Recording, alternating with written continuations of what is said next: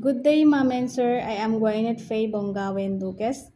I am 25 years old and I am a single mother. I have one son, he is 7 years old.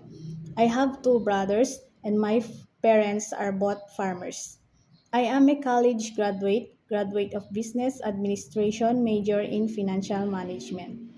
This is my first time to apply as domestic helper, but I have experience here in the Philippines for 4 years as household worker.